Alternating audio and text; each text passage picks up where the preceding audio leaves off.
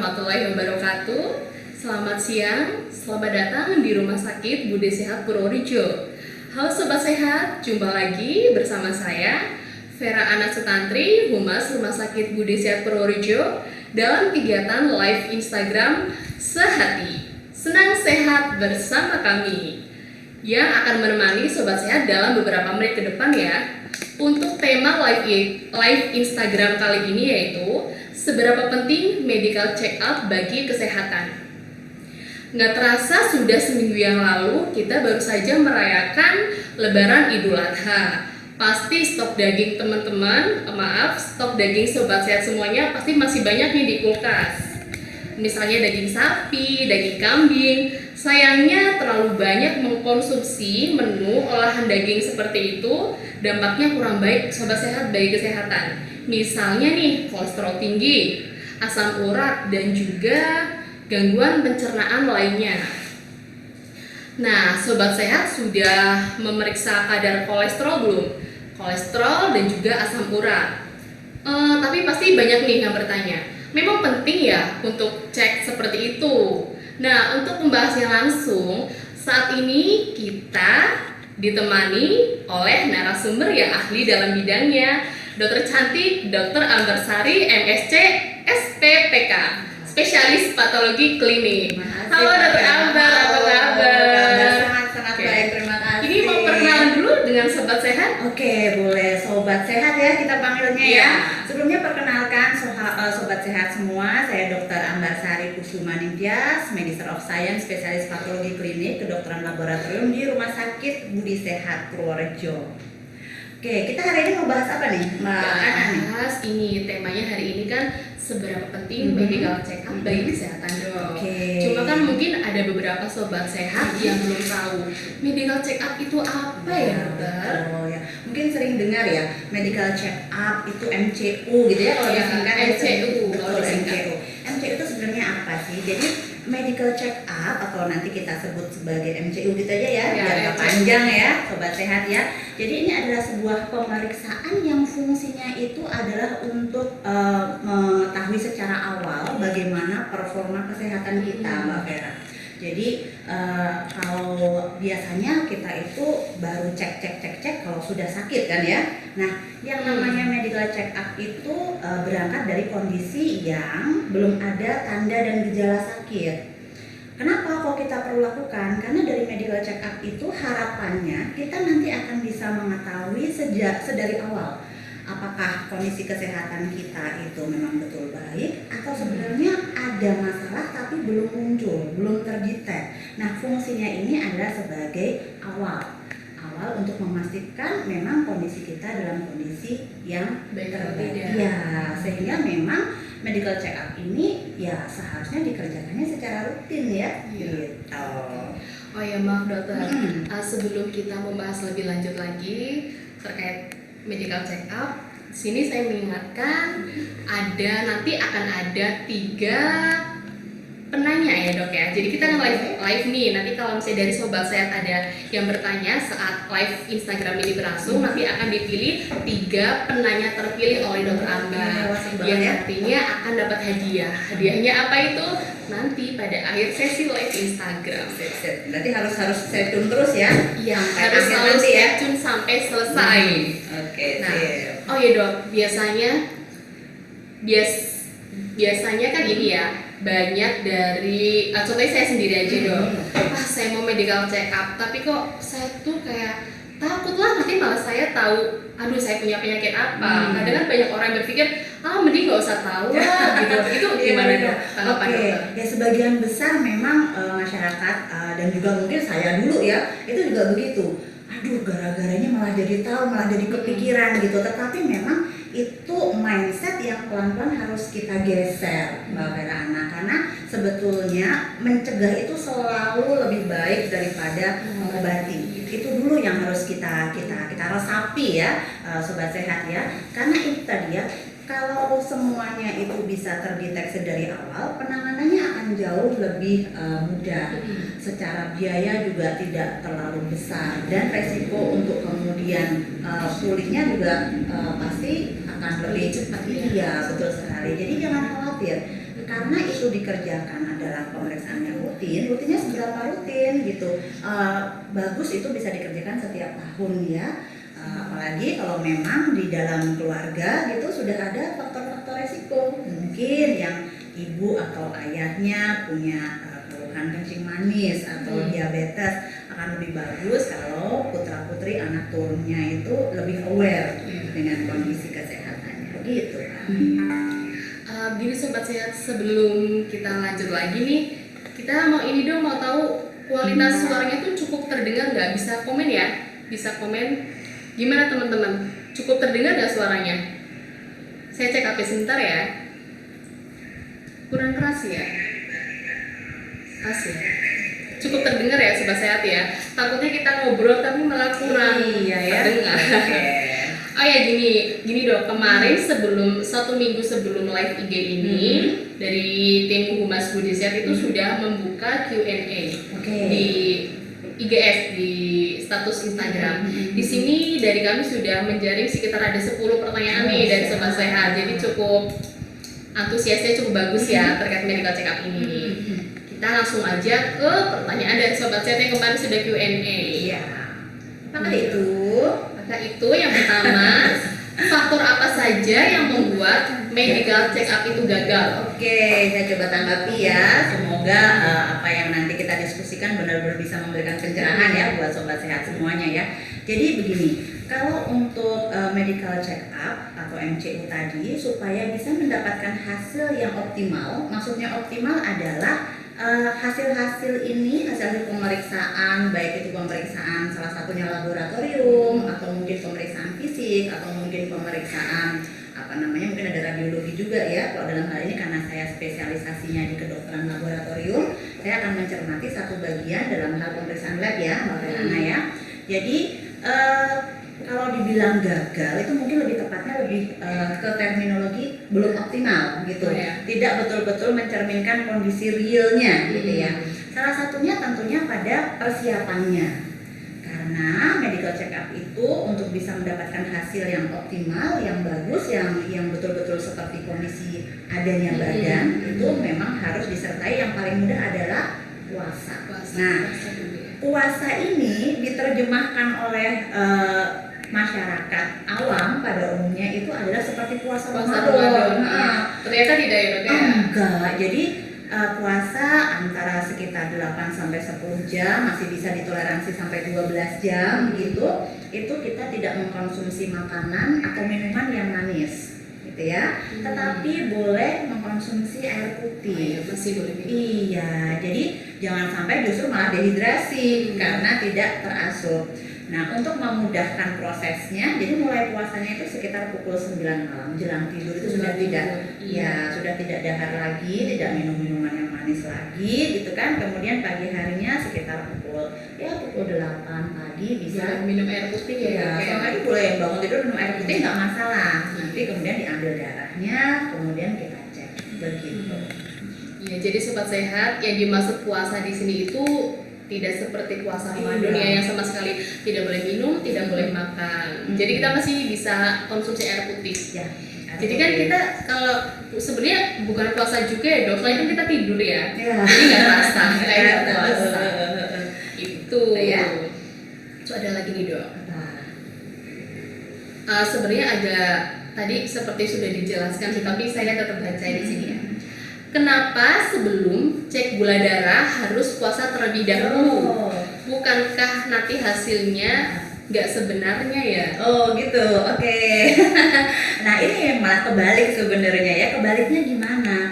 Kalau kita itu tidak puasa, jadi hasil yang tertampil nanti dipengaruhi oleh makanan yang kita asup tadi, yang kita makan tadi Mbak Vera Ana dan Sobat Sehat semua. Maka itu tidak menunjukkan kondisi asli di tubuh kita itu seperti apa. Contoh ya, kalau yang gula darah tadi ya, kalau kita itu habis makan apa aja sebenarnya, nggak harus makanan manis, makan nasi gitu ya, nasi lauk pauk begitu. Begitu makan itu gula di dalam darah akan melonjak pasti, karena butuh waktu untuk bisa masuk ke dalam sel-sel tubuh kan, jadi masih beredar di darah gitu. Nah, kalau kita nggak puasakan kita ini bingung nanti ini beneran tinggi atau sebenarnya tinggi palsu ya. Nah, sehingga harus kita puasakan dulu, lama puasanya juga sesuai ya, jangan terlalu lama, jangan juga terlalu pendek, supaya pas kita dapatkan sampel pemeriksaan, terus kita periksa, ini hasil angkanya memang betul-betul itulah yang Akurat ya, Bu? Iya, betul, akurat. Pas sekali. Terus ini dok, kan memang ada ini ya yang pemeriksaan gula darah sebelum dan sesudah makan ya. Itu fungsinya untuk apa dok? Ya, jadi itu dua parameter pemeriksaan gula yang berbeda. Jadi kalau nanti saya sih sebagai dokter patologi klinik melihatnya dari sudut pandang lab ya, tapi mungkin lebih bisa detail nanti dokter Padmi penyakit dalam atau dokter Gali penyakit dalam yang next kesempatan bisa juga menyapa sobat sehat semuanya di sini ya. Bertiga. Iya, kayaknya lebih seru ya kalau rame-rame ya sobat sehat ya. Seru sekali. Jadi gula darah puasa dan gula darah 2 jam postprandial istilahnya begitu, atau gula darah 2 jam setelah makan. Itu adalah fungsinya kita mau melihat berapa sih base nilainya, karena itu nanti akan menentukan apakah seseorang itu prediabetes kah atau mungkin sudah diabetes. Ya, makanya kenapa yang utama ya kita periksa itu. Kalau gula darah yang sewaktu yang dicoblos ininya bagaimana, itu bisa nggak untuk Potongan ya? Kalau saya itu lebih menyarankan pemeriksaan yang diambil dari darah vena dengan 2 parameter yang tadi gitu ya, meskipun pada beberapa setting kasus tetap bisa dengan gula darah sewaktu. Jadi kalau seperti itu nanti pasti dokter yang mampu, bisa dokter umum atau dokter spesialis dalam hal ini penyakit dalam yang akan mengarahkan pemeriksaannya seperti itu. Berarti kalau untuk cek gula darah itu memang aturannya yang pertama yang pada saat setelah puasa, kemudian 2 jam setelah makan ya? Iya, jadi habis puasa kan dicek nih darahnya, udah setelah itu Bapak Ibu silahkan bisa makan gitu ya. Kalau idealnya harusnya yang dimasukkan adalah ada ada larutan gula tertentu sih, tapi biasanya dengan makan biasa juga nggak apa-apa. Nanti setelahnya 2 jam lagi datang lagi ya ke lab ya untuk diambil darahnya. Ya. Oke dokter, sudah cukup jelas ya sobat sehat ya. Dan dari gini, mungkin ini sedang hamil nih sobat sehat nih, pertanyaan dari Bumil nih. Oke, gimana? Ngobrol dulu aja. Oh iya, ngobrol dulu. Gimana kalau misalnya Jadwal. Oh iya, dok, jadwal oh, iya. Ini untuk jadwalnya dokter Ambar nih, sobat sehat udah tahu belum? Kita langsung tanya ya sama dokternya. Dokter Ambar memang tidak setiap hari di Budi Sehat ya, tapi ada jadwalnya hari apa saja dok? Saya sering di Budi Sehat di hari Jumat seperti hari ini ya, karena ini Mbak Vera, kita itu kerja di Purworejo tapi rumah nggak di Purworejo gitu. Karena saya yang paling jauh dari sini ya, tapi no problem, tetap senang lah di sini. Iya. Siap. Oke. Ini lanjut lagi nih pertanyaan tadi ini sepertinya dari Bumil nih dok. Oke, gimana?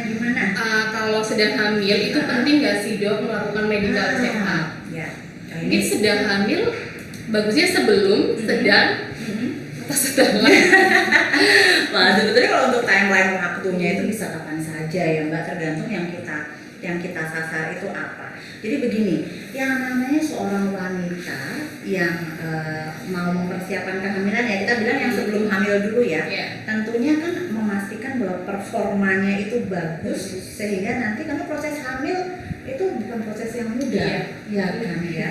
Ini sudah 2 kali hamil. Dong, kita nggak kelihatan kayak 2 kali hamil kok Mbak Vera, masih kelihatan muda. Dia harus itu. Nah, jadi tadi fungsinya adalah untuk memastikan performa badan kita bagus. Kenapa? Karena ada, kalau selama hamil pun juga ya, karena ada kondisi misalnya diabetes yang oleh karena kehamilan, atau juga ada kondisi-kondisi hipertensi dalam kehamilan ya, tensi tinggi selama kehamilan yang bahkan itu bisa mengancam proses kehamilannya gitu. Dan itu sangat penting sekali untuk dimonitor. Makanya kalau ibu hamil kan tetap harus ada pemeriksaan kencingnya ya. Ya, untuk melihat salinan ginjalnya itu bagus atau enggak. Nah, itu yang yang menjadi poin pentingnya. Terus satu lagi nih yang mungkin seringkali dianggap sepele. Ibu hamil itu rentan anemia loh. Iya kan? Jadi pikirnya tuh kalau udah hamil terus pet-petan gitu biasa. Ternyata enggak. Kalau anemia itu dibiarkan, nanti akan besar resikonya bisa perdarahan saat persalinan. Nah itu nanti di episode yang berikutnya kayaknya bakalan bisa diajak diskusi juga tuh dokter spesialis kandungan, dokter kandungannya ya. Nanti pokoknya harus stay tune terus kan ya Mbak Vera ya, sobat sehat semuanya ini ya. Berarti memang penting sekali ya, Yes. penting sekali untuk melakukan medical check up sebelum hamil, malah justru penting banget juga ya dok ya. Ya, sebelum hamil itu intinya untuk memastikan bahwa kita ini betul-betul baik kondisinya gitu ya. Selama hamil juga demikian. Nah kalau untuk pasca hamil kan efek dari tadi ya proses melahirkan, tegangan darah, kemudian menyusui juga kan ada proses-proses yang sebetulnya sangat bisa dilihat dari medical check up itu, terutama yang anemia tadi kalau saya bilang ya. Nah dok, ini pertanyaan saya pribadi ya. Teman saya kan ada di pecinta kucing ya, punya banyak kucing di rumah. Mungkin sobat set ada di pecinta kucing, terus menikah, terus mungkin mau promil. Itu perlu banget nggak dok kayak periksa apa ya, tokso ya? Itu penting banget nggak dok? Ya, pada kondisi-kondisi yang memang ada faktor predisposisi. Faktor predisposisi itu adalah faktor yang memungkinkan kondisi seperti itu. Misal keguguran yang berulang, begitu. Itu perlu kita lanjutkan apakah ada kemungkinan terinfeksi si torch itu ya, tokso, rubella dan seterusnya itu teman-temannya gitu. Nah, kenapa kalau suka sama kucing perlu untuk kita mengetahui apakah kita ini kondisinya baik atau tidak, karena memang salah satu inangnya gitu kan, atau inang tuh yang bawa gitu ya. Jadi itu tadi mungkin yang awal yang harus kita perbaiki adalah mindsetnya kita. Jadi jangan takut dulu gitu untuk medical check up. Kan akhirnya kita kan nggak boleh hidup dalam kepalsuan ya. Jadi mending tuh ngerti gitu ya, kemudian langkah berikutnya bisa kita tata. Iya, biar tahu nanti langkah selanjutnya apa yang diambil ya. Iya memang dari baru beberapa menit nih saya selaku moderator juga menangkap ternyata penting juga ya untuk medical check up. Awalnya sih tadi berpikir, aduh mending nggak usah deh, nanti takut kalau tahu dulu, aduh ternyata saya punya penyakit ini. Ternyata pikiran seperti itu salah sobat sehat. Jangan diteruskan. Ya. Kita lanjut ke pertanyaan selanjutnya. Nih, apakah bayi baru lahir itu diperlukan medical check up? Kalau iya itu apa saja dok?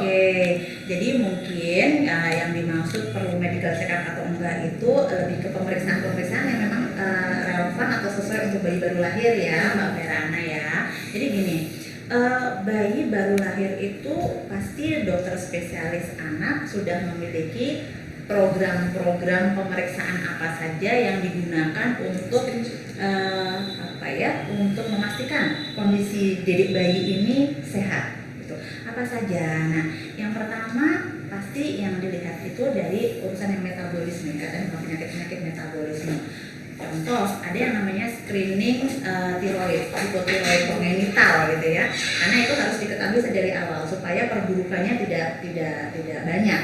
Gitu. Sekali lagi, ini dari sudut pandang laboratorium ya, kalau mau mengupas banyak tentang penyakit hipotiroid, pasti Budi Sehat sudah punya ahlinya. Gitu. Nah, lalu selain itu juga ada pemeriksaan yang untuk mengetahui bayi ini kuning atau enggak, ya kan? Biasanya kalau dedek bayi awal lahir gitu kan, terus mamanya lihat kok ini matanya kuning ya, gitu. Nah di situ nanti kita akan melakukan pemeriksaan yang namanya bilirubin. Jadi ada beberapa pemeriksaan yang memang kita lakukan di awal untuk mengetahui kondisi bayi, termasuk dia pemeriksaan gula loh. Pada bayi gula juga ya? Hipoglikemia atau enggak nih pada bayi baru lahir itu ada juga. Nah itemnya apa? Biasanya ya tadi dokter spesialis anak pasti sudah memprogramkan. Gitu. Berarti memang bahkan dari bayi baru lahir saja tuh sudah di medical check up ya dok ya? Iya ya. Penting banget ya medical check up ini ya dok. Ternyata ya. Penting banget ya sobat sehat ya, baru tahu kan? Oke. Ini kita sudah ada beberapa pertanyaan nih dok. Ya. Saya scroll dulu ya. Oke. Dari akun @hario_setioko. Tanya nih Bu Dokter, apakah benar usia 40 tahun ke atas termasuk kehamilan beresiko? Oh, minta ya untuk istrinya ya. Mungkin istrinya sudah 40 tahun mungkin. Oh, Atau gitu. mau promil. Bagaimana Dok? Ya, wah ini sebenarnya disiplin ilmunya akan lebih mantap lagi kalau dijawab oleh Dokter Evia ya, Mbak Vera. Ya, tapi saya coba jawab, mungkin belum terlalu dalam, tapi saya coba untuk respon dengan sebaik-baiknya ya, Bapak. Jadi begini, untuk kehamilan itu memang ada usia-usia yang optimal. Artinya optimal itu bagaimana? Kondisi ibu itu dalam kondisi performa terbaiknya, gitu ya. Tidak juga ibu itu terlalu muda, tapi jangan juga yang terlalu banyak usia gitu.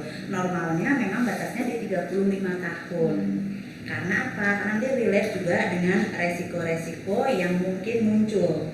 Kalau untuk babynya seperti apa resikonya itu ada gitu ya. Kalau ibu yang mengandung itu usianya terlalu senior ya, saya bilang senior ya. Kalau perempuan tuh nggak bisa dibilang tua, senior gitu ya. Nah, itu yang mungkin perlu dipertimbangkan supaya apa? Supaya kondisi mamahnya dan dedek bayi yang dilahirkannya itu baik.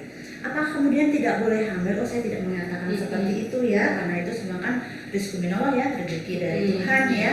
Nah, tetapi tentunya kita bisa mengantisipasi hal-hal yang mungkin muncul begitu. Kira-kira seperti itu sih Mbak Vera ya.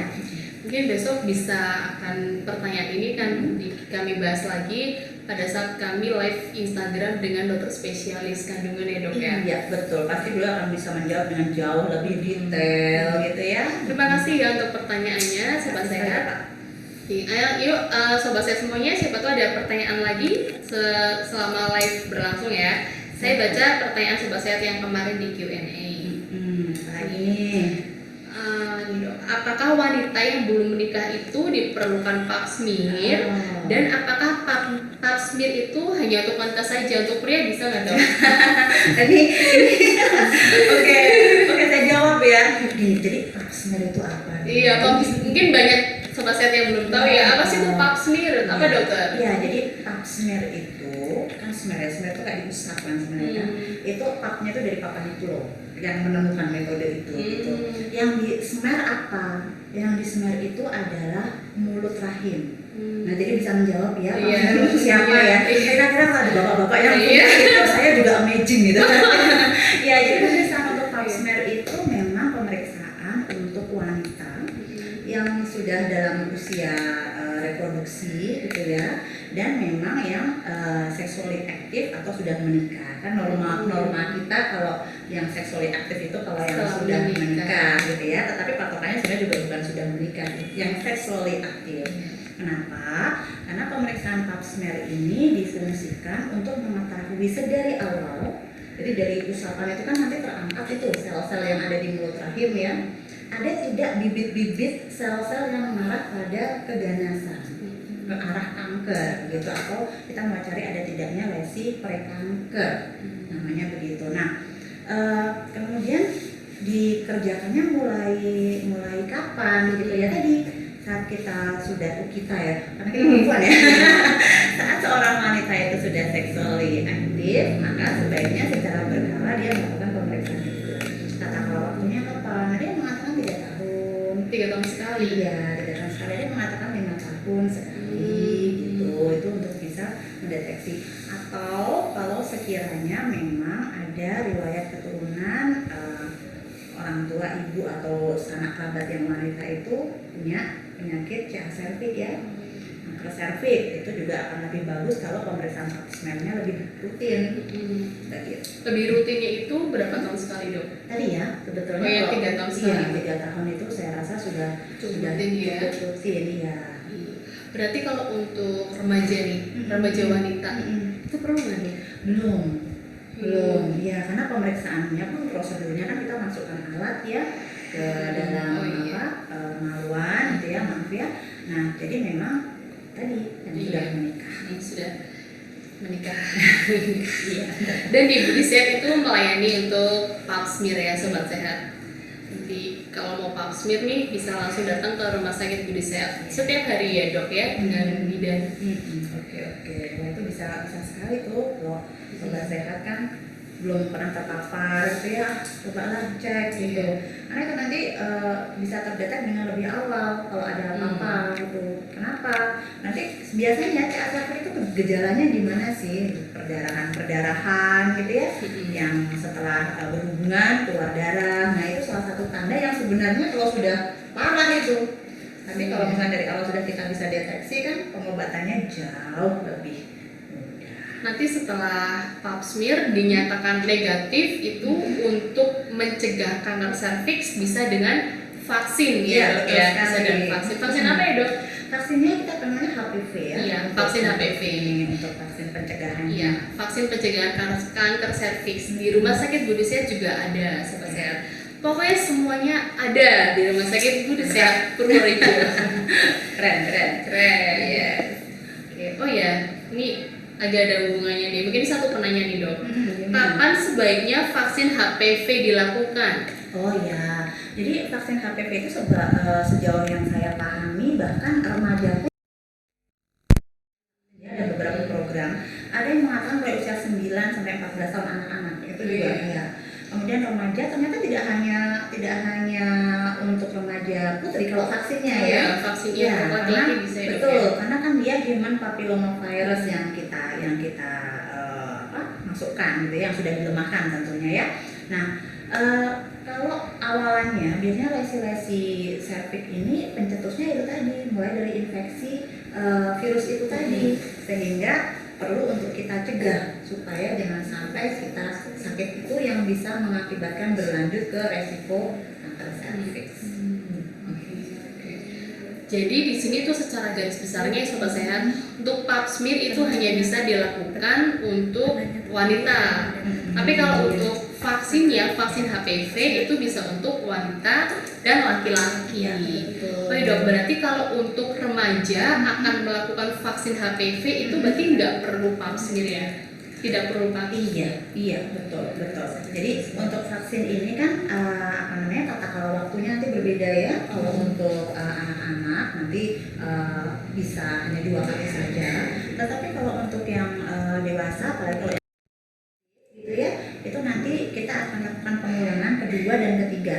Kalau yang pertama ke yang kedua itu batas waktunya sekitar 1 bulan hingga 2 bulan. Nanti dari yang kedua sampai ketiga itu 6 bulan intervalnya. Cukup jelas ya sobat sehat ya. Bisa memberikan pencerahan. Ini kami mau tanya lagi nih, suaranya gimana nih sobat sehat? Semoga aman ya. Suaranya aman ya. Oke. Ini ayo ada pertanyaan lagi nggak nih? Mumpung ada pakarnya nih bersama Kita belajar bareng sih, belajar yang hari ini bareng ya. kita belajar Diskusi bareng-bareng. ya, dok, Iya. Diskusi yang seru, yang bergizi gitu. Ini ada nih, ada pertanyaan lagi. Oke. Untuk penderita kolesterol, tapi di Idul Adha tuh ada yang menunya daging semua nih, daging kambing ini malah nih, daging kambing dan sapi. Itu mungkin yang lebih aman tuh daging sapi atau daging kambing. Terus tipsnya gimana nih, dok? Tips sehat, ingin makan daging tapi beliau itu semacam kayak punya kolesterolnya tinggi. Oke, ya. Ini kalau saya jawabnya tipsnya adalah menahan diri gitu gimana kira-kira? Ya, jadi saya gitu ya. Karena memang happening sedang Idul Adha ya. Jadi begini, kalau ditanya kadar kolesterol antara daging sapi sama daging kambing itu yang gimana? Sebenarnya kurang lebihnya sama ya, sekitar 70 sampai 80 kadar gram ya kalau saya nggak salah satuannya ya. Nah, jadi sebenarnya tidak signifikan. Keduanya tetap memberi kandungan kolesterol. Pada ayam pun sebenarnya ada kolesterolnya. Nah, sehingga di sini itu konteksnya bukan boleh atau tidak boleh, tetapi seberapa banyak kita menghasutnya, gitu kan? Karena sebetulnya kolesterol yang tinggi juga tidak melulu karena faktor makanan yang dimakan saja, Mbak Vera. Nah, ada juga yang karena faktor metabolisme badan yang memang sudah tidak bagus, gitu ya. Bisa karena faktor usia atau juga ada faktor genetis yang mempengaruhi, jadi kompleks sekali. Tetapi memang kita selalu menyarankan untuk makanan-makanan yang kandungan kolesterolnya tinggi, boleh tidak dimakan, boleh, itu kan semuanya diciptakan untuk kita nikmati ya. Tetapi tadi jumlahnya tentunya yang harus ditata. Jadi semuanya ditata sedemikian rupa sehingga itu tidak akan mempengaruhi ke kadar kolesterol yang tadinya memang sudah tidak normal seperti itu. Jadi boleh-boleh saja ya Bapak dan Ibu kepada semuanya. Boleh saja, tapi boleh betul makan semua gitu kan. Yang penting kita batasi ya Dok ya. Kita Batasi. dengan baik. Tapi kalau misalnya sudah merasa aduh kok pegel-pegel nih, berapa ya kolesterolnya, bisa langsung datang ke laboratorium Budi Sehat. Bisa sekali. Setiap hari pokoknya kita buka untuk cek kolesterol dari jam 7 sampai jam 21 atau jam 9 malam. Murah juga pokoknya. Murah ya Dok ya? Murah. Alhamdulillah Ya, murah. terjangkau. Terjangkau. Ada lagi nih Dok. Nah, itu. Apakah medical check up di Budi Sehat bisa pakai BPJS? Nah. Bisa nggak Dok? Bisa nggak Mbak Vera? Jawabannya belum bisa Sobat Sehat. Kalau pakai BPJS belum bisa. Memang dari BPJS-nya yang belum mengcover untuk medical check up. Tapi mungkin kalau Sobat Sehat mempunyai asuransi swasta lainnya itu bisa ya? Ya, Bisa. beberapa bisa. asuransi Nanti ada kalau- yang mengcover itu. Iya, medical check up. Mungkin maksudnya dari perusahaan ya Dok ya? Ya, biasanya perusahaan tertentu Dari dia perusahaan. sudah arrange begitu ya. Karena salah satu tanggung jawab dari perusahaan biasanya memang menyediakan fasilitas untuk medical check up Iya. karyawan. Nah, tetapi kalau untuk pertanyaan tadi spesifik ya pada asuransi negara kita ya, kita Iya. doakan bersama lah. Mudah-mudahan bisa, gitu gitu. kan. Nanti di waktu-waktu yang akan datang negara akan jauh lebih bisa memperhatikan warga negaranya bahkan sebelum sakitnya gitu. Harapan saya sih begitu. Sebenarnya bagus ya Dok ya. Iya. Jadi sebelum sakit tuh sudah di medical check up dulu. Karena memang sebetulnya yang namanya promotif itu harus lebih dikenjarkan. Jangan kalau udah kelepek gitu baru nanti lebih mahal. Lebih mahal. sebenarnya. Oke, jadi belum bisa ya Sobat Sehat ya. Mohon maaf. Benar-benar lagi nih Dok. Nah, Dikatakan obesitas itu jika berat badannya berapa sih nah, Dok? ya ini nih. Kemudian ada ini ya, tanya tips menurunkan berat badan nih. Menurunkan berat badan. Oke. Ini sebenarnya masih masuk ke MCU kayak Dok. Ya relate sih ya kalau kita Iya. tadi ngomongin kolesterol macam-macam gitu ya. Ya, jadi obesitas ini kan beberapa waktu terakhir juga ada beberapa berita-berita yang kaitannya dengan obesitas ya. Yang kemarin nih kalau Sobat Sehat melihat yang viral itu loh Dok, yang Iya, sampai betul. 300 kilo itu. Iya. Nah, sebetulnya obesitas itu seperti apa sih? Obesitas itu intinya nih, nggak mungkin obesitas itu terjadinya tuh mak jegagi, ada nggak ya bahasa Nggak. Jawa mak jegagi tuh tiba-tiba suddenly gitu. Ini karena saya orang Jogja jadi mak jegagi Iya. ya. Nah, Icik-icik, kalau kurang tuh icik-icik. ya, jadi itu proses yang lama. Diawalinya dari mana? Dari pasti lifestyle yang kurang tepat. Lifestyle yang bagaimana? Mengasuhnya lebih banyak daripada yang digunakan oleh tubuh, daripada kebutuhan tubuh gitu. Kalau dulu kita kenal yang namanya obesitas itu dihitung dari angka body mass index gitu ya, hasil bagi antara rasio tinggi badan dengan berat badan kuadrat gitu ya. Nah itu kalau lebih dari 30 itu dikatakan obesitas. Jadi seseorang kalau angka hitungan BMI-nya lebih dari 30 maka dia masuk ke kategori itu. Tetapi sebetulnya ada yang jauh lebih penting dari sekadar hasil hitung-hitung antara tinggi badan dan berat badan. Apakah itu? Yaitu adalah komposisi badan. Ini yang sebagian besar kita nggak paham itu. Contohnya gini nih Mbak Vera, ada dua orang berat badannya sama-sama katakanlah 55 kilo gitu ya. Tapi ada yang sawangannya gitu ya, yang terlihatnya itu gemuk, tapi ada juga yang terlihatnya itu singset. Padahal kalau ditaruh di atas timbangan sama gitu. Kenapa kok gitu? Karena yang satu lebih banyak lemaknya, yang satu ototnya. Itulah. Iya. Jadi sebenarnya patokan berat badan juga tidak Kurang, sepenuhnya tepat tidak ya. sepenuhnya, iya, benar. Jadi yang lebih pas itu adalah komposisi badannya. Nah, terus kalau tips menurunkan berat badan saya juga nggak pingin ya, pengen ngerti banget gitu. Jadi Padahal salah satu praktisi ya Dok ya. iya, cuman nggak ada pelajaran di Iya, kedokteran nggak yang ada. mempelajari tentang itu secara detail. Iya. Mungkin kalau teman-teman di gizi klinik ada ya memahami tentang itu. Tetapi prinsipnya adalah bagaimana menjaga badan kita itu metabolismenya selalu bagus gitu. Caranya bagaimana? Tadi tentunya ya untuk asupannya itu Seimbang. Betul. Kalau mau beratnya aja nggak naik, ya seimbang. Kalau mau beratnya dikurangi, ya berarti yang dimasukkan kalorinya ya, saya bukan bilang makan sedikit loh. Kalorinya dibuat lebih sedikit, yang dikeluarkan dibuat lebih banyak. Dari mana dibuat lebih banyaknya? Bisa dari exercise, paling mudah kan seperti itu ya, gitu. Kemudian asupannya untuk bikin otot gimana, yang diperlukan apa dulu kalau pelajaran zaman kita kecil dulu kan, yang untuk bangun massa otot adalah protein. Jadi kalau mau badannya makin bagus ya pilihnya makan protein, bukan yang manis, gula, karbo terlalu banyak.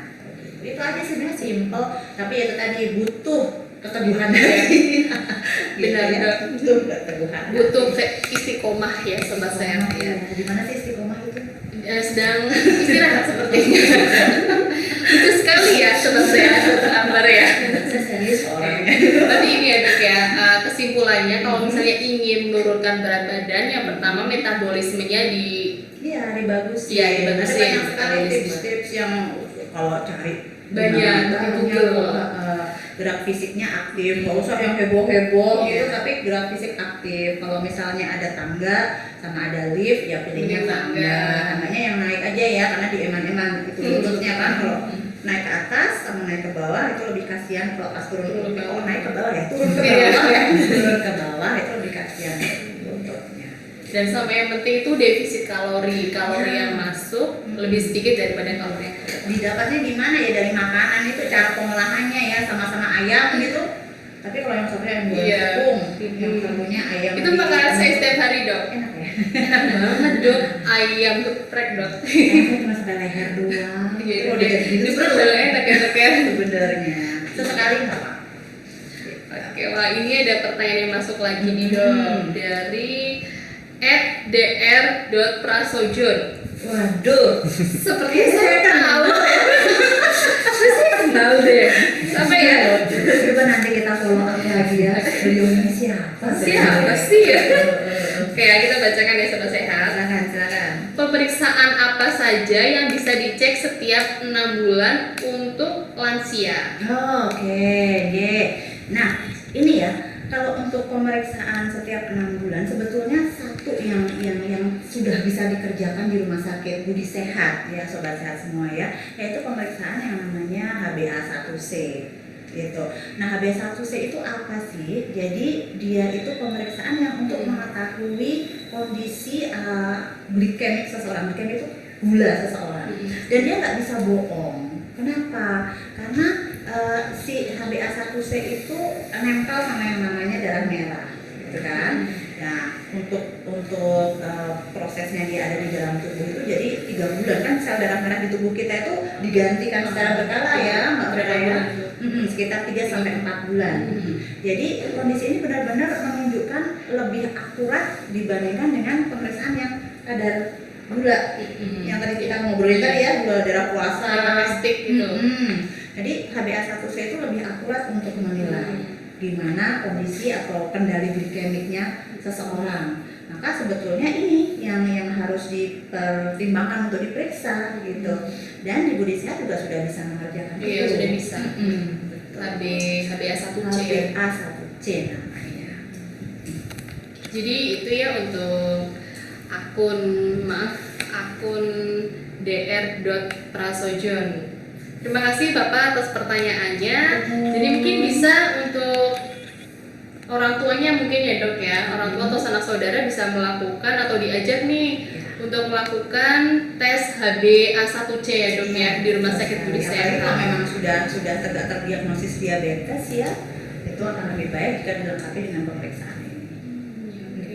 Ini ada lagi nih dokter. Itu Layanan unggulan apa saja nih yang ada di Rumah Sakit Budi Sehat? Maaf, bukan yang ada di laborat maksud saya. Yang ada apa nih Budi Sehat? banyak ya Mbak Verana ya. Iya.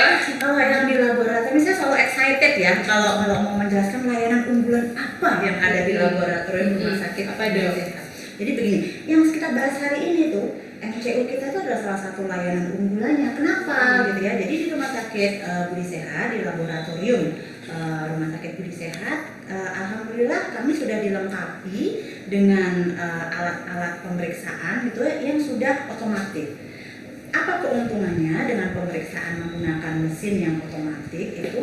Yang pertama, hasil pemeriksaan bisa kita peroleh dalam waktu yang lebih singkat dan dengan jumlah pemeriksaan yang sekaligus bisa banyak gitu ya. Jadi nggak satu-satu kita cek gitu Mbak, bisa sekaligus kita periksa dengan waktu tunggu yang tidak lama, jadi lebih singkat. Tentunya juga keakuratannya jauh lebih bagus dengan tenaga ahli teknologi laboratorium medik ya, ATLM atau analis laboratorium yang handal.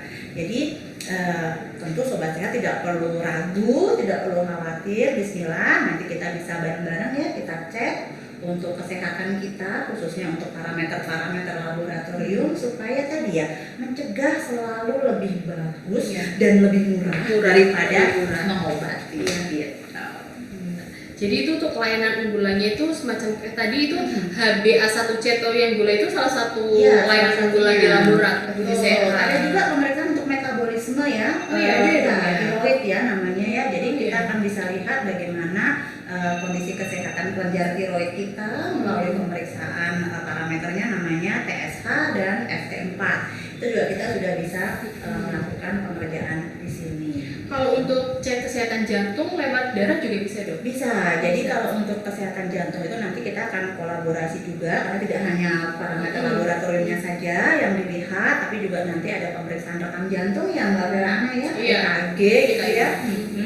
Kemudian tadi untuk enzim-enzim jantung juga beberapa bisa kita layani. Berarti untuk unggulannya mungkin ada yang HbA1c, kemudian tiroid, sama CKMB jantung. Iya, itu enzim jantung yang bisa kita layani. Untuk pemeriksaan kimia darah lainnya juga bisa di Budi Sehat. Bisa. Nanti untuk parameter-parameternya itu untuk kimia darah kita lengkap sekali ya. Vera bisa kita bantu di sini, kita layani di sini ya, juga untuk pemeriksaan darah rutin, darah lengkap, kita juga bisa melayani. Mungkin dari sobat sehat ini ya ada yang bertanya, ada nggak sih nih paketan medical check up dari yang murah-murah aja lah dok gitu? Kita ada ya dok ya? Ada.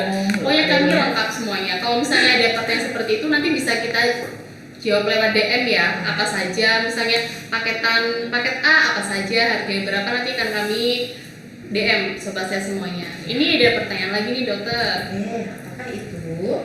Oh iya nih, kalau misalnya sedang haid itu boleh medical check up tidak dok? Oke, ya. Baik, jadi kalau untuk tadi menjawab juga ya sebenarnya ya. Kalau untuk haid itu kan ada darah yang keluar dari jalan lahir gitu ya Mbak Verana ya. Nah, untuk pemeriksaan seperti pemeriksaan urin atau kencing gitu ya, dan juga pemeriksaan feses ya, feses itu bisa jadi tadi darah yang sebenarnya darah menstruasi dia bercampur dengan sampel sehingga seringkali menimbulkan hasil yang bias. Ini beneran urinnya apa kencingnya ada darahnya apa enggak ya gitu. Ini beneran di di pupnya ini ada darahnya apa enggak ya. Nah, maka untuk amannya pemeriksaan medical check up dilakukan pada saat tidak dalam kondisi menstruasi. Itu akan lebih akurat hasilnya ya, jadi tidak ada faktor-faktor pengganggunya. Mungkin begitu ya jawaban saya ya. Itu sobat sehat. Jadi kalau sobat sehat yang perempuan nih lagi mens, sebaiknya ditunda dulu ya dok ya. Ditunda dulu untuk medical check up-nya sampai benar-benar berhenti, benar-benar selesai mens atau haidnya. Ini ada, sekarang sudah jam 1:30 loh dong, nggak kerasa itu udah 40 menit loh live IG. Ngobrol seru soalnya. Iya, kerasa ya, asik-asik aja. Oke. Mungkin ini sembari kan masih ada satu pertanyaan lagi nih. Sembari kita mungkin menunggu dari teman-teman yang live ada pertanyaan ya dok ya. Boleh. Ada satu pertanyaan lagi nih dok. Tuh. Iya. Prosedur apa saja yang harus disiapkan kalau seseorang tuh mau medical check up, khususnya di Budi Sehat? Oh ya, ini kalau untuk detail-detailnya bisa dijelaskan dulu dengan lebih spesifik ya. Nanti kalau misalkan ada sobat sehat yang memang menghendaki untuk melakukan pemeriksaan medical check up, bisa tentunya menghubungi. Nah, kalau untuk persiapannya sendiri, tadi seperti yang sudah kita bahas agak panjang ya tadi ya.